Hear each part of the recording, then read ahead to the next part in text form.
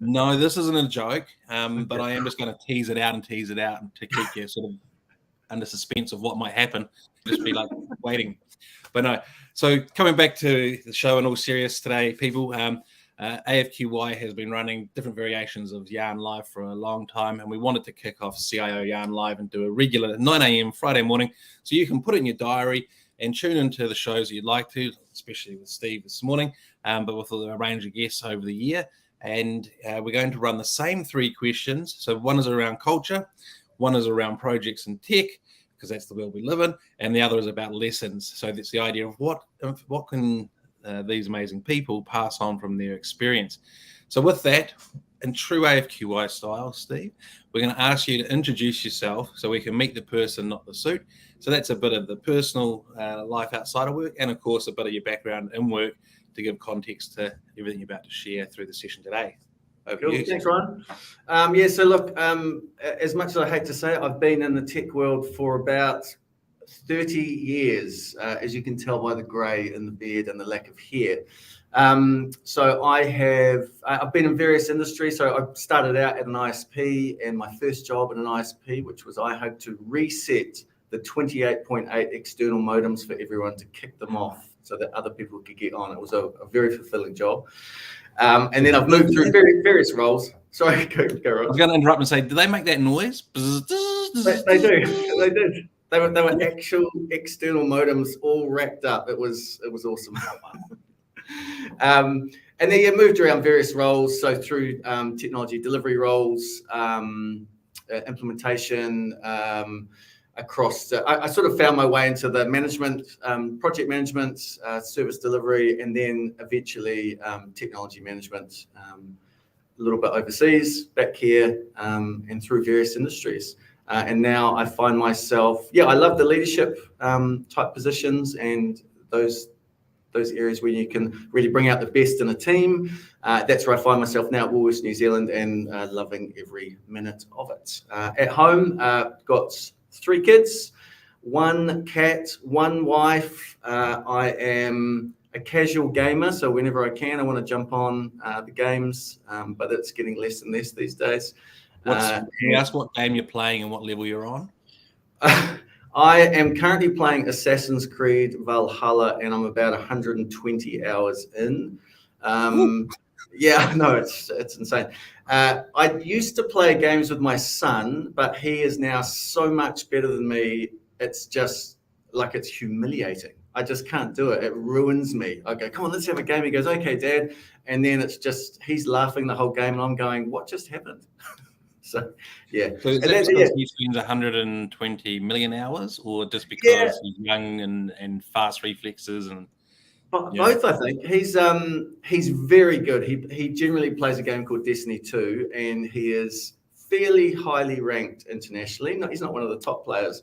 So if I jump into that game, I'm still looking around, and he's knifing me in the back. So no one wants their kid to knife them in the back, not even in a game. So it's not as fun as it used to be. Yeah, I can remember those days. So I've mentioned about 1 million times my mum was a CIO, so we grew up with computers, and we were the only kids in the neighbourhood with computers. So from Load Runner, which was my wee thing, all the arcade games that got put onto floppy disk on the Commodore 64, and then when we get upgraded to the 386 upgradable and had Wolfenstein and Doom, those were the days. Those really ugly 3D graphics that are nothing like what we have today. Yeah, and look, I've found a bit of joy in that recently. Like, I've started listening to a podcast that's going through some of the old games that I used to play when I was a kid. So I was an arcade kid, and probably a Sega Genesis for those who are old enough to remember. And so I've recently built a little home emulation system, and I've been finding so much joy in getting all the old artwork, finding out the history of the games, listening to a podcast, and then playing it, and all those memories flooding back of when you're a kid, just staying up all night. And this was just the best thing ever, it was awesome. The little joys now, though, I think there's a big buzz on getting that retro buzz back into games and lots of things, actually. Yeah. Well, the thing that we went through was this was like new. It didn't exist, and then it came along for us. Yeah. Whereas kids these days, they've got such a choice, and it's so far advanced. They probably I don't know if they'll ever be able to appreciate, the moment that these things came into existence. Like on Monday, it didn't exist. Today on Tuesday, it exists. Yeah. Am I explaining that? Am I getting the impact through on that point, or am I missing it a little bit? But I think if you're our age, you probably get it. If you're their age, you're like, you old people. I think that that's and lots of people have talked about this. We're probably covering old ground, but my kids didn't have the internet. No, I didn't have the internet growing up, right? And so you go through all those things like when you went to meet someone. So it didn't exist when you grew up. Yeah. Oh, it existed, but I didn't have it when I was young, right? So when we might make an appointment to catch up, and if you didn't show up, I would just wait for an hour and then go somewhere else. There's no, I'm 5 minutes away, all that stuff. Or when you ran out of money, you stopped doing things, like you went and rode your bike rather than when it got more money out. That my kids just, like, they get it, but not really. They just kind of want to laugh at me and go, how did you even survive? I'm like, it was awesome. It was fine. There was nothing wrong with it. And you go, see that stick on the ground there? We'll pick that up and that will become a spaceship. Yeah, exactly. And it might become a gun or a sword, and become a story of how we were, swashbucklers, Vikings, and Valhalla. Yeah. I don't know. I walk past when I'm walking the dog, and I see there's a local family here, and the kids were actually doing that, and they were running around the park with their sticks going. Yeah. Awesome. So I picked up a stick and joined in. Gave dad a little bit of a nod, and we've seen each other a number of times. So I jumped in and went. Here comes a Millennium Falcon. It's going to come up behind you, and the kids with the sticks we're like, oh, and ran behind dad. So I was like, oops, put the stick down.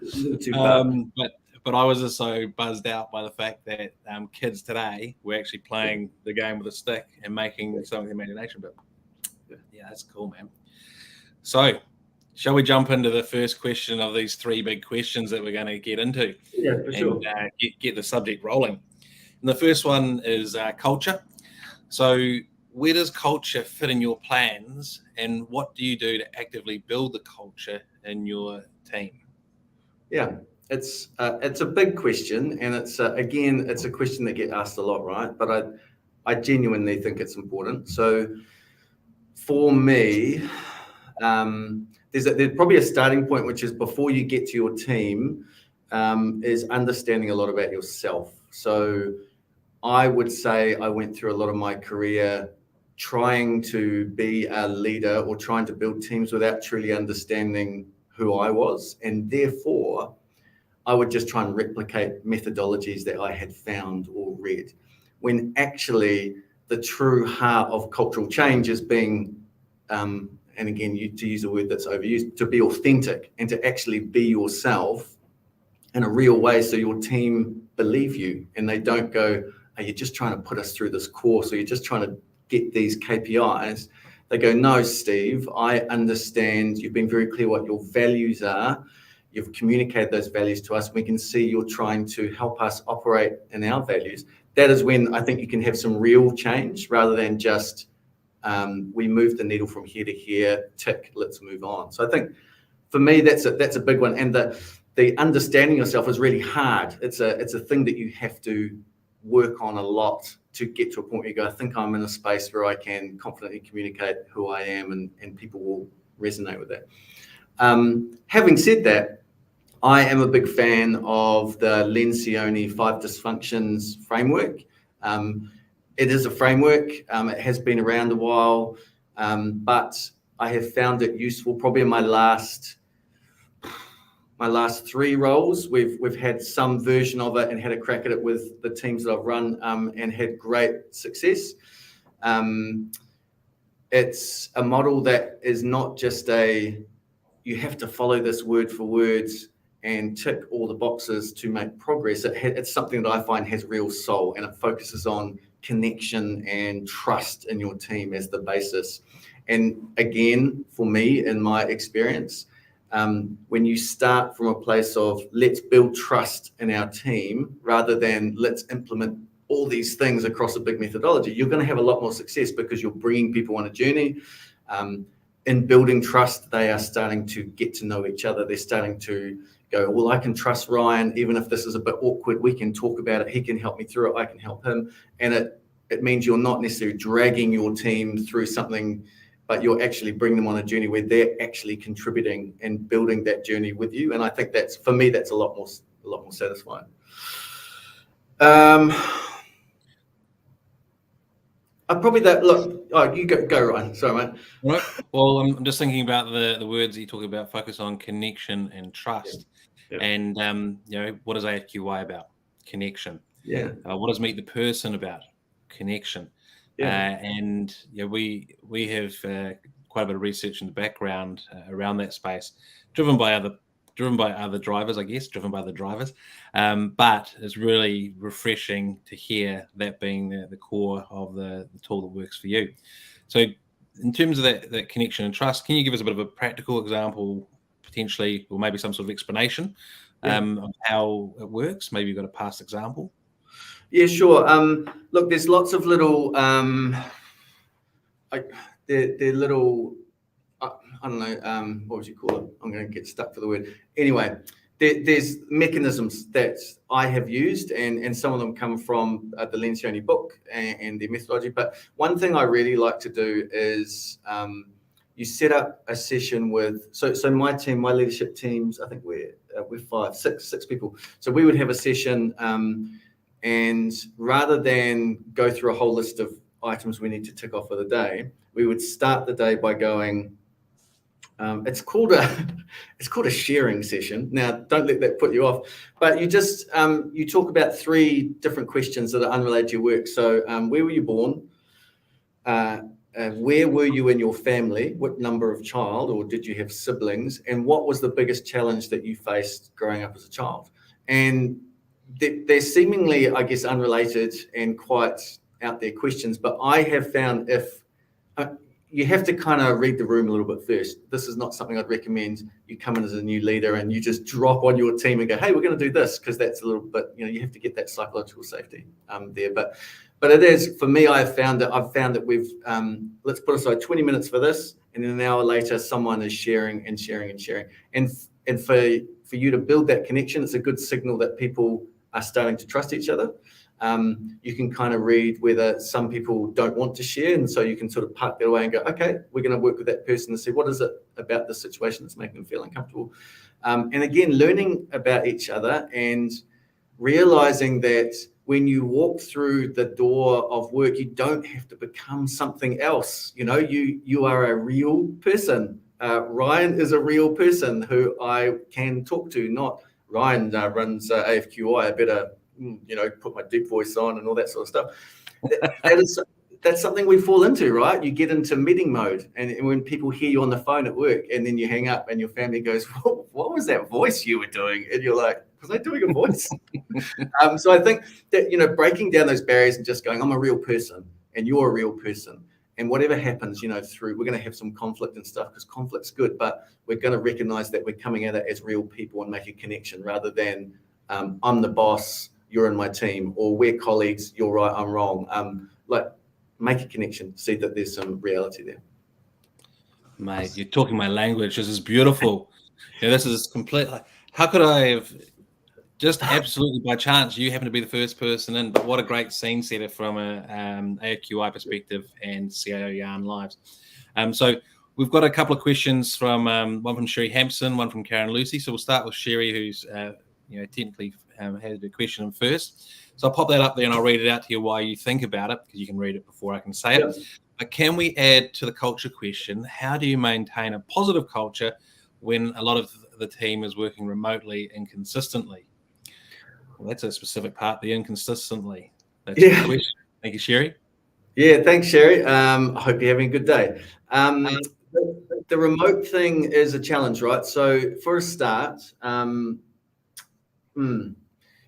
think there has to be a recognition that everyone's going to handle the remote working differently. So if I can share personally, I really struggle with working remotely. I like to be around people. I like them being in the room. I like to eyeball them with a whiteboard. We're throwing ideas, and I find myself a lot sharper when I'm like that. So at home, I start finding I'm becoming very tactical, and it seems like an endless stream of emails rather than I'm making a difference. And I think, so for me, that's how I work. Some people are machines working remotely. Some people struggle with mental health. And so as a leader, I think my role is to help my leaders identify the people that need various things. And maybe there be an inconsistent policy that we apply, which says Ryan needs something, Steve needs something, Sherry needs something, Karen needs something. And we are open to making it flexible because everyone's going to have different needs. Having said that, regular connection points where you bring people together for no other purpose than to talk, similar to like AFQI, where you're just getting people together, and sometimes big things come out of those conversations and sometimes not, I think is quite a good way to keep that positivity. I think having really healthy banter, like a channel where there's chat, or on Slack where you can throw in stuff that's ridiculous, memes, jokes. Someone just says, hey, I'm going for a run, look at my coffee. That just helps you realize there's something else going on outside of your little world, which might be an office or a home or whatever it is. And then I think, the other thing that we talked about recently in a meeting we had was sort of breaking a cycle where you might go, it's all about work, it's all about home. And for me, I do that by watching, this is my guilty pleasure, I watch these inspirational videos on YouTube. And I've got this one which I've showed people ad nauseum. It's about Muhammad Ali and about the impact that he had on the world outside of his boxing career. And it just reminds me that there is more to life than sitting in front of my computer, that there is, that we should be trying to make an impact on the world. And for me, and sometimes when we share that with other people in the team, it helps break them out of that cycle of going, I'm just at work, I'm just at home, I'm just at work, I'm just at home. So that's some things from me. Well, that's really cool. I quite like that. And yeah, Muhammad Ali did have a massive impact in all sorts of areas. So you could start listing 100 of them, but it's a really good point. It does drag you out of, I guess, the rabbit hole in some sense of, sitting here doing work, then having to flick to doing family, then having to flick to doing work. And I find myself in that world at times, and use a meditation mindfulness techniques. I'll go and sit in my chair, which is just behind the screen. I've got a big leather chair. It's not the old man's smoking, cigar smoking. It's just a big comfy. So I sort of cuddle up in it and do my mindful exercise to get present, to try and wash it away is what I think of it. So I'm going to go to one more question on culture, which comes from Karen Lucy. So I'm going to pop that up there. And this one is, Steve, who has had the biggest impact on you during your career, and what was it about them? What was meaningful to you? Now, this kind of almost wraps into our third question. What was the biggest lesson? But because it's not a lesson, it's more about a person. Let's have a look at answering that now. Or do you want me to come back to that while you incubate? Because you probably got to, It's okay. I can answer that one. And full disclosure, Karen and I used to work together, and she is thinking of the same person as me. So, and I wish she hadn't asked about this, because this person passed recently, and it's that the emotions got close to the surface, right? So, but anyway, Karen and I worked with someone, Dave Morrison, and he was a leader who probably started me on some of the journey of the stuff that I'm talking about now. And he was our head of technology, but actually he wasn't really that interested in technology. He was interested in people and you. And so you would often go into a conversation with this guy who's your head of technology for a very, very large company. And you would go, I've got this problem, I need you to help me. And you walk out feeling like you've been laid bare, like he has drilled into your soul. And Karen and I would often meet after these things, having coffee, and just go, what just happened? That was like, just got opened up, and like, I realized this thing about me. So I think Dave really showed me that there is power in seeing the person rather than the role or the task or that. And alongside that, I guess for me, I have taken that and gone to make that real for me, because I don't want to be Dave, I don't want to be Ryan or whoever. But for me, it's like taking that and then helping that person get the outcome they want as well. Like, I'm not just about, I don't just want to have a big loving session and find out about you and all that sort of stuff. I want to then help you take that and be something that you can use going forward. And yeah, I do credit that to Dave. He was a beautiful soul. Wow, that is amazing. Man, we've got so much more than half an hour to talk about. It won't be on. I won't be on the show, unfortunately. But also, fortunately, I will be able to grab some time and learn more about it. This is my. I had no expectation that this was it. It almost sounds like I did a complete setup. I'm going to pick Steve James because he's going to talk about connections. He's going to talk about people. He's going to talk about all the stuff that AFQI is about. I mean, some beautiful stories, and I'll say RIL, rest in love for your past friend and mentor and colleague. So let's move on to our next question, because this all comes from a tech world, but it's got a tech part in the title, CIO, Chief Information Officer. Yeah. And just so everyone knows, we use that as the easy way to give it a single name. Otherwise, we could have 35 different variations of different titles, but you know what we mean when we say CIO Yarn Live. So coming to the tech, because this is what gets us up in the morning along with the people, but we like working on tech. So what are the current projects that you're really deep into at the moment? What are some of the challenges? Because we all have them. That's the honest truth. Obviously, what you can and are happy to talk about. And what are some of the wins and some of the lessons, which also are part of the tech world? Yeah. So one of a key thing for me, and it maybe breaks the question a little bit, is yes, we are a technology-enabled business, but during COVID, particularly, so what's that, 2 years, and particularly during that first hardcore lockdown, we had to relearn as a business, I believe, sorry, I'm speaking from my personal opinion, that we were a grocer first. Countdown is a grocery store, and our role was defined by the government, an essential service, bit of a new space for us, get food from here to your table so your family can eat. So that was a big one for us and our tech teams, because it did a couple of things. It connected them in a very real way to the outcome we were trying to get. Rather than just build widget A, build widget B, you could switch that to get this value. And the value is get food to people who need it, people who can't get out of their homes, all that sort of stuff. So I guess from a technology perspective, we were able to pivot to a very single laser focus and deliver some things very quickly, because the business said, okay, we're all clear. It's not like we have to reprioritize everything. We just know what we need to do, get food to people. Is that thing you're doing going to get food to people? It is? Good, go. Is that thing going to get food to people? Yes. No, it's not. Okay, pause it. And it allowed us to become a lot more lowercase agile than we had been. From an actual technology perspective, so we've probably we've had a huge move to moving the core of our platforms into the cloud, as everyone else has. And we did have a large job to do, because as a very long-standing business, we had a lot of legacy services that were sitting in a single room somewhere, chugging away. So we have been on a journey to move a lot of that into Azure. That's been really successful. And that change has allowed our digital team to become a lot quicker and iterate a lot faster. It gives us a lot better visibility of the costs. We can directly attribute costs into the right cost center, so we can say, is this area profitable or not? It's been really successful. It's meant that people can go on holiday and not get called up at 3 a.m. Going, oh, we need you back because you're the only one with a login or access to this old server, So it really has transformed our team away from keeping the lights on to how do we make our business better? How do we get the food to people quicker? So probably a fairly trite thing, cloud is what everyone's doing, but for us, it's been very, very successful.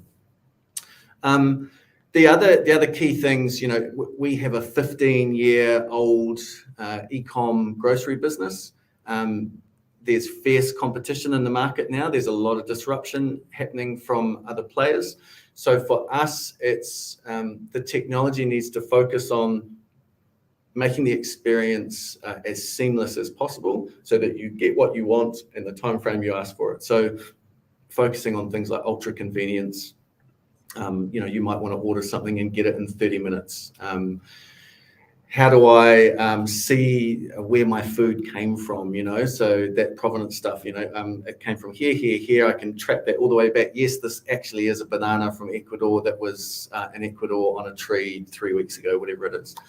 So there's a lot of work being put into that. It's what people want to know, right? That's the digital twin that we were chatting about before we got on. Is that what, okay, there we go. So we have to chat about that afterwards. Yeah. So so tracking has been around for a long time, and I think back in 2011 when I worked at a large systems integrator that can remain nameless, just for the sake of the story, but they developed the NATE, National Animal Tracking System. So with an RFID tag on the ear, you could see, you scan your tag where you buy your meat with your tag, RFID tag, and you could scan it, and it'll bring up a website, and it would show where the cow had walked around the field, etc., etc. So you're talking about your bananas coming from Ecuador. Now the digital twin part it's obviously a lot to it, but digital twin is a virtual representation of a physical situation or asset. So it doesn't have to be a thing you can touch, but think supply chains. So the banana going from the banana tree, and it may not be all this detail, but imagine you can see that the banana has been picked and has been packed and has gone on a truck to the port and is now on the boat, and you can see that the boat is not left on time. That's going to impact your supply chain. So digital twin is having that your whole supply chain. Imagine 20,000 products, and when that happens, you can actually automate it so that will automatically buy a shipment of bananas from another place that will get here on time, so you can still put bananas on your shelf while the boat that broke down in Ecuador is still sitting on the docks. And there's a whole lot of technology and other matters in behind, for example, insurance, because you've paid for something that's not going to come on time, the banana is going to rot on the boat, so that's covered by insurance. But all this gets automated in your digital twin. So you can sit there like watching one of our arcade games from the past and go, here's everything happening in real time. So instead of imagining like back in the days when we used to turn up at the movies and wait an hour to see if our mates turned up because we didn't have a phone to text them and say, where are you? I'm 5 minutes late. You just had to wait. You can see on your screen and go, yeah, everything's running sweet. Or no, not running sweet. But anyway, that's enough about digital twins. That's good. It's something Ryan and I are going to talk about after this session, because we were talking about it before and I need to know more about it. Yeah. Other tech stuff, man. Look, a big one that we're exploring. It's still probably not. It's not fully rolled out yet. So what we can do with computer vision. So there's lots of opportunities around. I'm not talking about tracking faces and people through supermarkets. That's not something that we're into. But having cameras that maybe point to the bread section, and the algorithm's basically going, we can see how quickly the bread's going down, and we predict that will need to be refilled in 30 minutes. Send a message to someone at the back, get the schedule ready so that they're out ready as soon as there's a space to put that bread in. Now, that seems fairly simple, but it has the opportunity to be rolled throughout a store, so you don't have to have someone walking the aisles or a customer telling you, hey, you're out of tomato sauce, and you're like, sorry about that, because anytime your shelves are out, you're losing sales, right?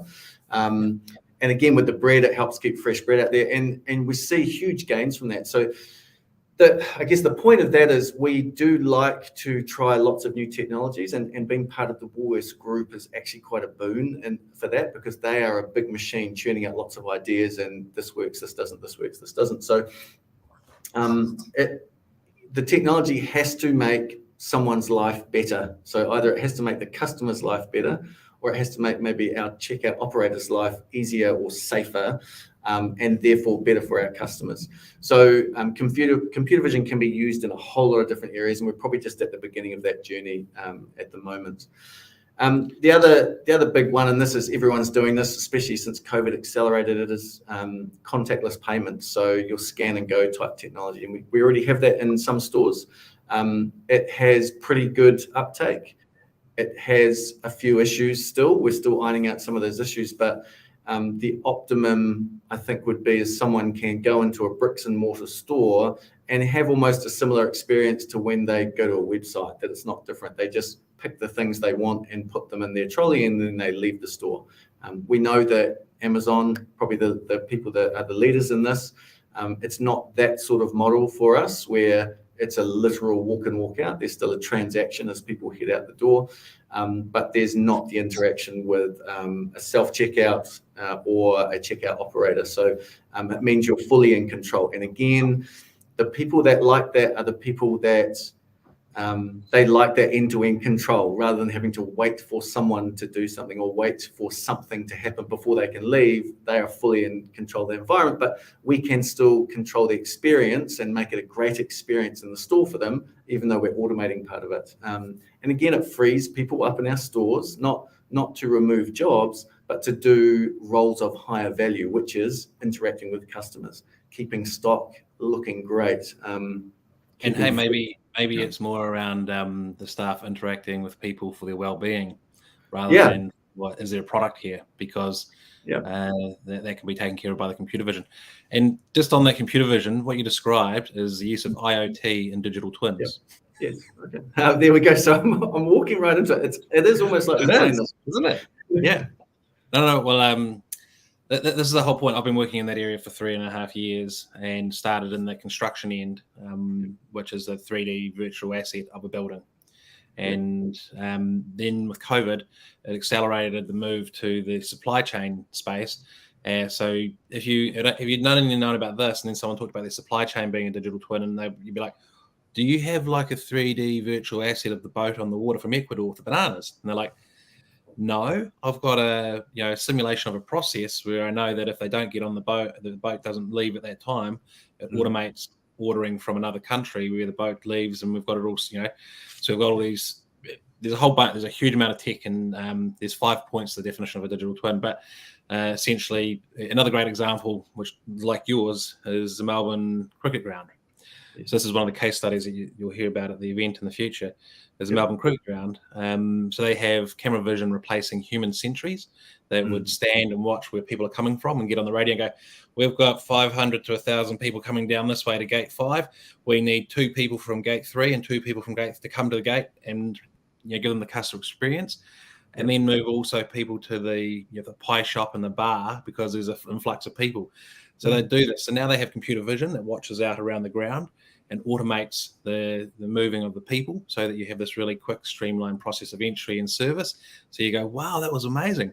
And as one thing gets bought, it gets added to the order for the replacement. Yes. So you use supply chain. But yeah, the automation of operations of the whole venue. And I won't go too more into detail there, but you'll hopefully hear about that shortly at the Digital Twin event. You can steal the thunder from your other event, Ryan. No. Well, this is the thing, right? So you imagine instead of it being the people coming into the ground, and then the at the bars and whatnot, for you it's people coming in and buying the bread and having the bread restocked, right? Yeah. So you can start extrapolating out the possibilities of how that can be done. And of course, at the moment, it'll probably be quite a high cost, but in 5 years, it'll be really low cost, everyday type, just turn it on. And we'll have this amazing Star Trek, Star Wars like. Yeah. But hey, enough about that. More about you. Let's get on to your third question, which is the lesson. So to preface this, I've got to say that I was on the CIO Advisory Council for the CIO Summit when I was a sales manager at Computer World, and this is back in 2009. Might be 2008. Could be 2009. And we had the Fairfax, which I was, IDC and conference team, general managers and sales managers, and the CIO Advisory Council. So we all come in, and it was quite it's like one of those moments out of a movie. The chair of the advisory council puts his hands on the table and starts to get up and says, we've got one question to put to you, and depending on how you answer it, we get up and go or we stay. And that is, we want you to convert all of your speakers from vendors to our peers, because we get 300 phone calls a week, and we hear enough bright, shiny vendor talk, and we don't want to hear any more promises. We want to hear reality. Every project goes wrong somewhere. We accept that, and we want to hear about it. We want to know who got out of bed at 3 o'clock in the morning to help us and who didn't. So we got it. And famously, my GM thumped the table and said, done. And my other GM said, hang on, shouldn't we talk about it?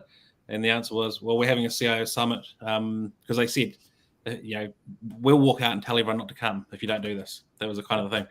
So I was like, right, we're doing it. So that was a real lesson for me, that mistakes happen. And it's not that this question's about mistakes, but it was about that, the reality happens, put on the table, talk about a frank candor, and let's turn it into a lesson. That was their whole point.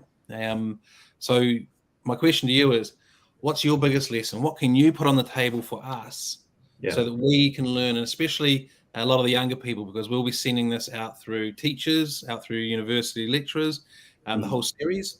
And we already have a bunch of schools that have said they're going to get their kids that are interested in tech to watch these. So, think about the spectrum from, let's say, old farts like me through to kids down the line that are going, what's tech all about? I don't know. I don't want to preface or bias your answer, but over to you. Yeah, no problems. I will keep. I'm going to tell you about a specific situation, but I'm just going to keep the company names out of it to save anyone any embarrassments. But fairly, I found myself falling into the technology world, and so I didn't have a university degree, all those sorts of things. I just fell into it. Someone knew someone who knew someone who said, "Hey, Steve, do you want to try and do this thing? We're happy to train you." I went in, and from then the rest is history. So early on, I probably lacked a bit of, obviously, experience. I probably had a little too much confidence because I was like, hey, man, I've just fallen into this and it's going amazing.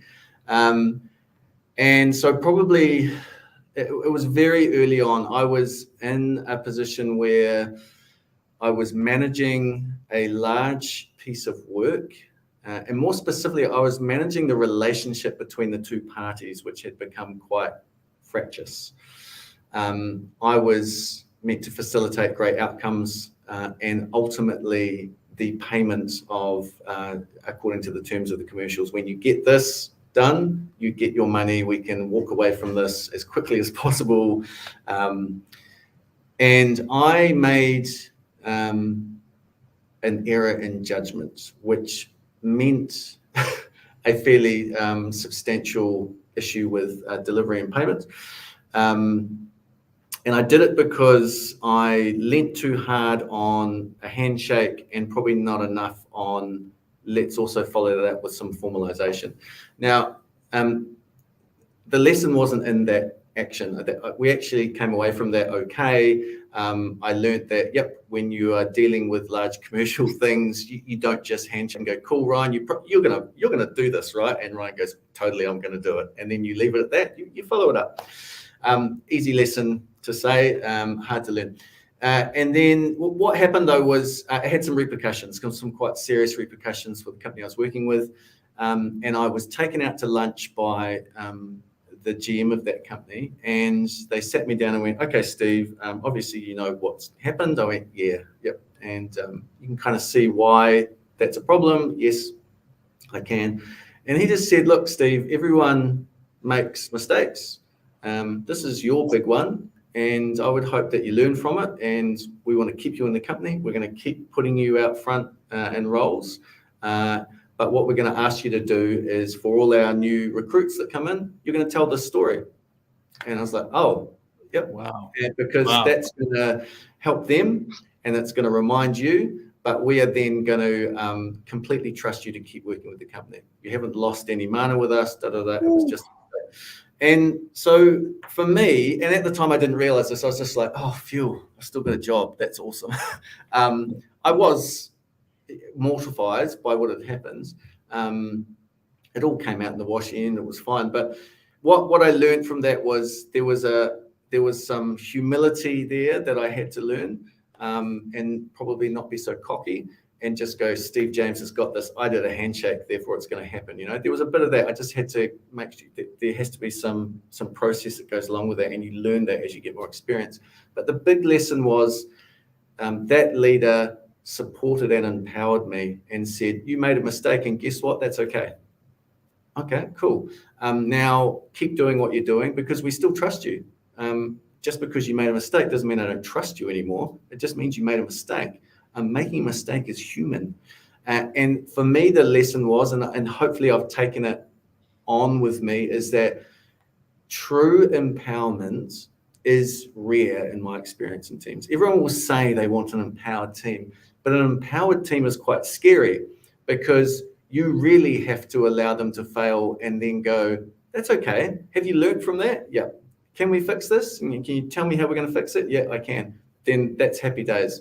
You have to accept that those people will do things in a way that you might not want to do them, because guess what? They're not you. And that's good. That's why you hired them. And I think for me, for a while, I was trying to create little copies of myself in my teams, and that is a recipe for disaster.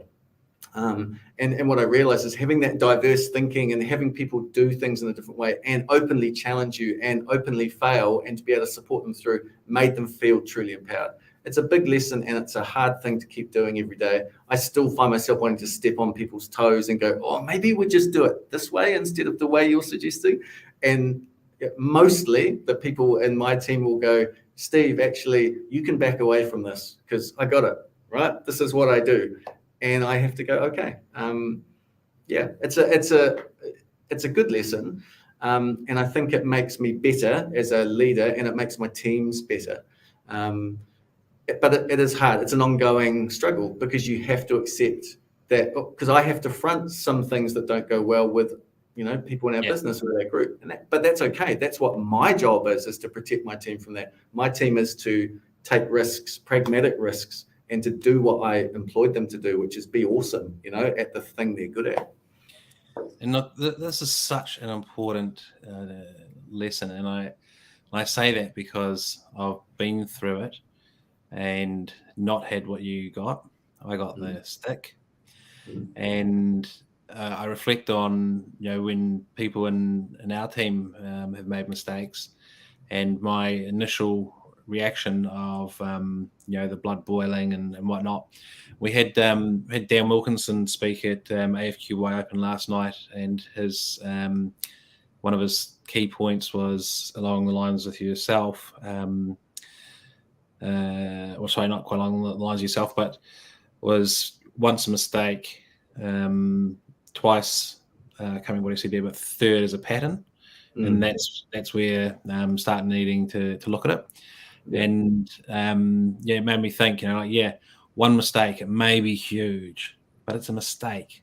Well, if you do 10 mistakes, well, then we've got a bit of a different situation. But that first mistake, and it made me reflect back to rugby coaching, because my thing was, if you make a stuff up on the field, you stay on, you don't get pulled off, you stay on, and you've got to fix it. Yeah. And how that doesn't necessarily mean you've got to go and score a try, but you've got, so that's what I would teach the kids. And I still remember one game I had to go away and come back, and while I've been away, the person I left in caretaking, a little halfback, had done a kick that had been hit the opposition's legs. They kicked it down the field and scored a try, so he took him off. Yeah. And put his other mate's son on, who was also one of our halfbacks, but should never have been taken off. It should have been left on. So when I got back, the parents come to me and go, oh my goodness, this is what happened. And I went, right. So at a stoppage, I went, change out. So they essentially the guy got a quarter of a game, then the next one got a half a game. I got back, and the guy who made the mistake got the last quarter of the game. So I said to everyone, I said, hey, look, I'm back, and so-and-so got taken off for making a bit of a boo-boo. My rules. You've got to fix it. So you're going back on for this half. It doesn't mean that you've had a bad game, but you get half game each. So the other kid was like, yeah, well, that's cool, I understand. And he went on and he had a perler, set up a beautiful try. Didn't score it himself, but he set it up. And that was a great lesson. I still remember the parents and the kids standing around talking at the end of it about what a great way of approaching it was. And I kind of forgot that in the corporate world. Yes. But thinking of your situation though, how amazing, to be taken and told that you're still trusted and that you're still going to stay with the company. So I get the picture that maybe this mistake was quite a major, and you potentially could have been fired in another company in another situation. But I can only, my last little comment to reflect on is that must have really shaped you, in terms of how you You're right. It was at the time. I mean, I was pretty young. I would have been young compared to how I am now. I was probably mid-20s, and I was terrified. I was like, "This is it. I'm done. I'm out." And that's a mistake is only a mistake if you don't learn from it. Great comment, Glenn. Looking back, I think the person that took me out for lunch was being very intentional. They weren't just trying to go, "It's okay, Steve, don't worry about it." They weren't doing that. They had chosen to see something in me, which maybe I couldn't see yet, and still go, "I still want to bring that out." And again, that's hard because, you need to look for the gold in people. And sometimes the gold is not immediately obvious, So he dug deep and went, "Actually, do you know what? We could let Steve go, or we could actually go, no, keep going, because we still want you. We want what you're bringing to the company." And somehow he managed to see what I certainly couldn't see it at the time. So I am very thankful for it, and it's made me very grateful for the position I'm in now as well. Well, that's awesome, and what a great place to round this out. We have gone typically for Ryan 15 minutes over our allotted time, so I hope that you're not 15 minutes. 15 minutes. No, it's not your problem; it's mine. I've got to manage the time a bit more sharply, but obviously your phone hasn't been going crazy. You haven't missed an important 9:30 meeting, so thank goodness for that. But we do want to bring it to a close. So I'm going to ask you to think about your closing remarks. All right. Sure. And while you do that, I'll just sort of round off the three sort of areas that we looked at. So there was culture, and what we're trying to achieve is get a bit of an understanding of different cultures, because we all learn from different ways people do things, and even if it's just a slight variation. So it's really cool to hear the takes that you shared with us. Then the tech, because we live in a tech world. This is the world that the audience is in. So of course we want to hear about the cool stuff that's happening, the tough stuff that the Everest you've climbed, and of course becoming an essential workforce and having to put food on the table for country during lockdown, and having the tech that enables that, and then what you're going on to as a result from that with the e-commerce, the computer vision, etc. Very cool. And lastly, the lesson. And this, you couldn't get probably a more dramatic survival story. And the one that we haven't talked about is what it was like to have to front up and tell people about this mistake. That would be, as you mentioned yourself, it was humbling, but I can also imagine that it also helped you get over the actual feeling of, I made this big mistake, because after you told it and told it as a lesson a number of times, it would kind of be like, it's a good day, the sun's shining out there. I'm not quite sure, but so many lessons for me from you and today, and also from the lessons you learned and the people that taught you. So thank you very much for your time, and your closing remarks, everybody, to end the session. Closing remarks. Look, one thing that I am very conscious of these days, and it's very obvious today, which is, I'm in quite a privileged position where I am, and I've enjoyed some success in what I do, and I am a white male of middle-aged persuasion, and we have a bit of a diversity problem, a real diversity problem in tech, especially. I guess I don't want to preach at anyone, but it's something that's ever present for me to think about how I can be an ally to people who haven't had the same opportunities, how I can kick a door down. And I would challenge you to work on this and to not give up and to not go. It's too hard to find people to bring in that diversity, because it is hard, but it's valuable. And I guess my challenge is to think about it, go and find the people that can help you do that. The organization's already working in that. I'm certainly trying to unlearn some of my cultural behaviors that maybe contribute to those marginalizing certain parts of society that want to come into this industry. I'm still learning, and I challenge you to unlearn some of that stuff and relearn again some healthier habits. And I'll finish on that. Thanks for having me today, Ryan. I've really, really, really enjoyed it. Yeah, and thank you. And that's a really good point. And around diversity, what can we do, and always learning, because if I get you right, correct me if I'm wrong, but I go to jump in and help and make a difference, and then I go, oh, I'm one of the middle-aged white guys. Is it right of me to do this? Should I be doing this? Well, if I don't do this, who else will? You go through that whole thing of like, should I just step back and, am I being rude by jumping in and thinking I'm going to be helpful? Will it be taken? Will it actually be the other way where it's like, hey mate, take it easy, step back, don't have to be a don't have to be a bloody superhero. Don't be a savior, be an ally. That's the key. Yeah. Don't be a savior, be an ally. I haven't quite learned how the best way to do it is, but that's something I'm trying to hold on to, because you're right. What you just said is true. The natural inclination is to jump in and go, I'm going to save the day. But no, be an ally and work out how to be learn. There's books, there's podcasts, learn, and change some of those behaviors. Always be learning. That's a great place to end it. So I'll say thank you very much, mate. And ka kite ana to everybody out there who's been watching. And we'll just pop that comment from Derek Leach back up. Oh, he's got put a second one. Have a great weekend, all on the call. Thank you. And we'll pop that one up, which was thanks. And cheers, Derek. So last thanks is, of course, to you, Steve. Thank you very much for your time. Thank you for your input, your preparation. It's been an amazing first session. And there was no April Fool's joke from us, because it's almost the reverse. This has been such an amazing session and lesson for myself. So thank you very much. You have a good day too. Pleasure. Take it easy. Okay.